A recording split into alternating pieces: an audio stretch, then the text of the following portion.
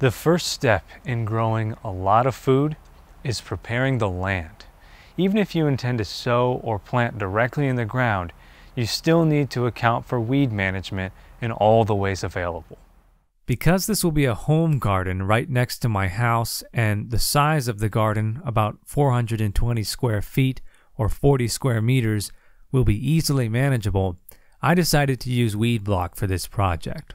This is a fairly affordable fabric designed as an underlayment for soil or landscaping materials of any variety that is fully permeable by water but not to solid material of any kind. It's perfect for keeping most weeds from ever taking root, and for those that do, their roots will not run deep, making them very easy to manage. The one key to laying down weed block or weed fabric, however, is to remove any plants or roots from the edges surrounding the area that you intend to cover.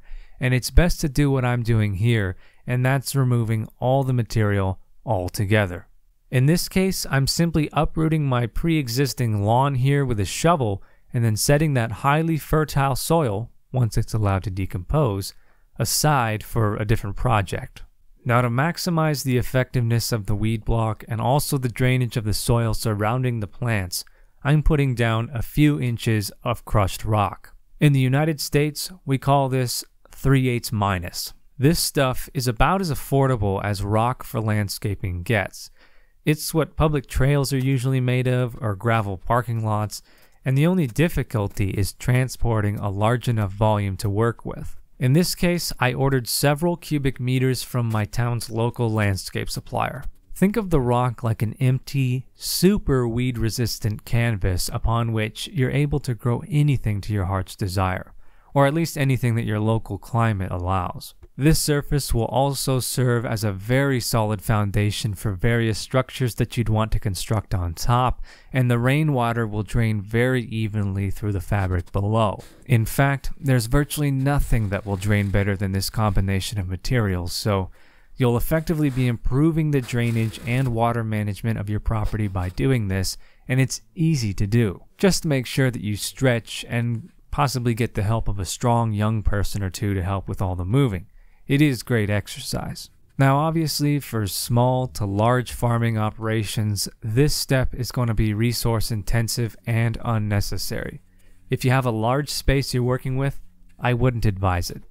But if you have a regular sized lot like mine and you're transforming some or all of your yard into garden space, then I would highly recommend taking this step, because you can always add additional material on top of the rock to vary the appeal, and the rock will serve as a locked-in, extremely well draining foundation for the rest of your life.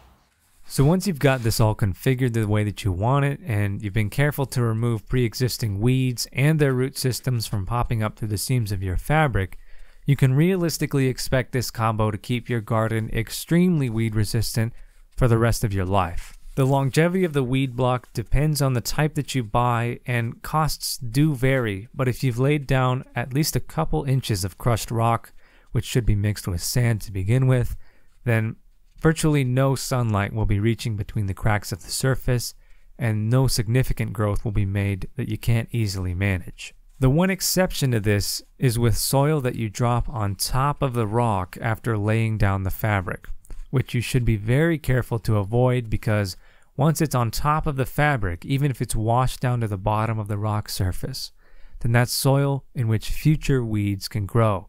So be careful not to get dirt on top of your crushed rock, and if you do, take care to remove any as best as you can.